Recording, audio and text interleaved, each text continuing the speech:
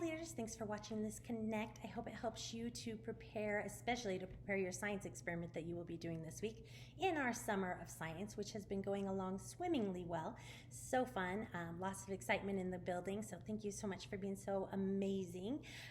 This week we are going to be studying from the book of Joshua. We're going to be teaching the kids when God made the sun stand still. So really the point we're getting across to the kids is that God will always be with his people. He will always be with them. He will be with all of us. And so if you're the storyteller, the bulk of the story is going to be Joshua chapter 10, 1 through 15. And we're going to talk a little bit about how the Gibeonites kind of were sneaky, and they got the Israelites to agree to protect them, even though Joshua did not go to God first and ask God if this is what he wanted. But anyways, so then the other 5 kings were super upset, and they didn't like that the Gibeonites were allies with the Israelites, who the Israelites were just going around just demolishing people, right? Just as God told them to do, just clear everybody out and take over their land. So the other 5 kings came in, and they decided they were going to, instead of just going after Israel, they were going to go after the Gibeonites. So of course Joshua made that deal that he would protect them. So he went with his Israelites and he protected them. And then we'll talk a little bit about the battle and how during the battle God controlled like hailstorms, rain, huge wind gusts, and then eventually even after the Israelite army had defeated the other armies, God had a different plan. He was like, okay, not only are we going to defeat them for this time, we're going to defeat them so that they never come back and bother us again. So I'm going to make the sun stand still. So it's going to be still light out for hours until the Gibeonites and Israel and the Israelites were able to defeat those armies. So the whole story is just amazing, and it's going to just show that when you pray to God, he's there, and he will answer your prayers, and he is with you. And it's also going to show how awesomely powerful he is over the storms and everything like that, and that will help segue us into our after story time when we are with the kiddos back in our classrooms, and we will be doing an experiment. So everything else is the same. We'll meet together and we'll do the story. We'll have the blessing, the worship, offering, all of that, and then they'll go to the regular classes. For your classrooms, you do have review questions that you can go over with the kiddos, make sure that they understood the story and they were paying attention, and then you will do your science experiment. Or you can switch that around if we're running low on time.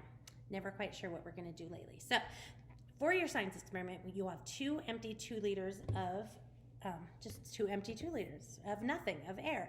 And you will have some duct tape. You'll have a pitcher filled with water.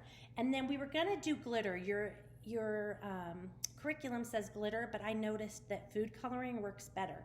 You can see food coloring a little bit better. So instead you will have food coloring in. And what you're going to do is you're going to take your empty bottle, and I had to change these up too, so listen up to these instructions. This was so much, the vortex in this experiment, so much better this way. So what you're going to do is you're going to fill up with your pitcher, you're going to fill up one of your empty bottles with the water and drop the food coloring in there and swish it around a little bit, get it so that it looks a different color. And then you have your empty one. Now your instructions tell you to put tape over this empty one and then poke a hole in it, but we're not going to do that, because when you did that, the vortex was really small and hard to see in the back, and since we've been having more kids, we're not going to do that. So we're going to do something a little bit different. So you're going to take your pieces of tape, and you're going to have about what, 3-4 inches like that, and then just cut it right in half. So it just tears right in half. And then you're going to take your empty bottle, put it on the top so the 2 mouths of the bottle are meeting, and you're going to secure it on there with that, just right around there. Make sure that it's on there good, because you don't want water everywhere around. And now you still have that other piece, so go ahead and wrap that around one more time. And make sure it's good and tight. So if you can see that, I'll just move this down so you can see. So it's wrapped around there, just in the middle like that. Then I try and seal it, make sure it's sealed. Then I take another piece that's going to go all the way around it again, about that same length, but I don't tear this one in half. And I put this whole one all the way around and seal it to make sure that no water splashes all around and gets all over the place. Obviously, you're going to have paper towels, so if something goes wrong, not a big deal. We can clean it up. It's just water and a little food coloring, but we'll try and make it so our tornado looks super cool. All right, so just like that. So now you have this. So the water is on the bottom, which I colored, and the top is empty. And what you're gonna wanna do is turn it over and spin it. Make that vortex. And it makes a tornado. Pretty cool, right? Okay, and then the way we did this, we're able to, I would re-secure it, make sure it's on there. The way we did this, since we didn't cut the hole in it and whatever, it went really fast, but we're able to go back and forth, so we can do it again. So you spin it and make another tornado, and then the kids can kind of do it too. So much easier to see. I know it's a bigger tornado, but easier for the kids to see. So there is your science experiment.